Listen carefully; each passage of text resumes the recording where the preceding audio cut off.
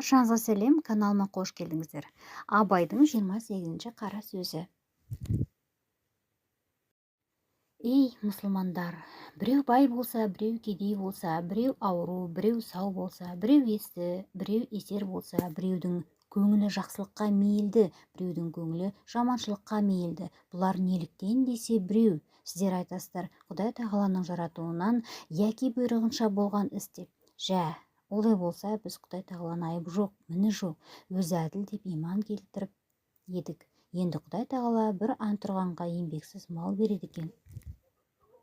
Бір Құдайдан тілеп, адал еңбек қылып, пайда іздеген кісінің еңбегін жандырмай, қатын баласын жөндеп, асыражылықта қылмай, кедей қылады екен.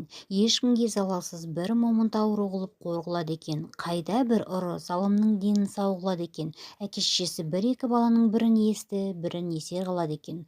Тамам жұртқа бұзық болса, түзікті бейішке шығарамын деп, бұзықты тозаққа салам деп айта тұра, пендесінің біреуін жақсылыққа мейілдендіріп, біреуін жаманшылыққа мейілдендіріп, өзі құдайлы құдіретінен біреуін жақсылыққа бұрып, біреуін жамандылыққа бұрып жіберіп тұрады екен. Осының бәрі Құдай тағаланың айыпсыз, мінсіз ғафур рахимдығына, әділігіне лайық келе ме?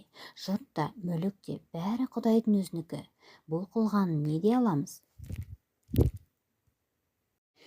Өз мүлкін өзі не қылса қыла береді, оны айыпты болады дей алмаймыз десең, ол сөзің Құдай тағаланың айыбы, міні жоқ емес, толып жатыр, бірақ айтуға бата алмаймыз дегенің емес пе?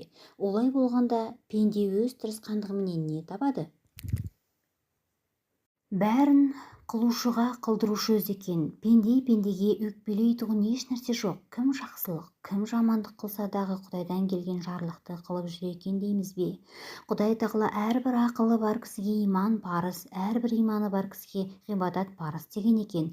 Және де әрбір рас іс ақылдан қорықпаса керек. Жә, біз енді ақылды еркіне жібермесек, Құдай тағаланың ақылы бар кісіге иман парыз дегені қайда қалады? Мені таныған ақылменен таныр дегені қайда қалады? Дініміздің бір жасырын тұрған жалғаны жоқ болса, ақылды, оны ойламай дегенімізге пенде бола ма?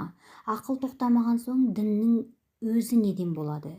Әуелі иманды түзетпей жатып, қылған ғибадат не болады? Жоқ, сен жақсылық, жамандықты жаратқан Құдай, бірақ қылдырған Құдай емес, ауруды жаратқан Құдай, ауыртқан Құдай емес, байлықты, кедейлікті жаратқан Құдай, бай қылған, кедей қылған Құдай емес деп нанып ұқсам болар, әйтпесе жоқ.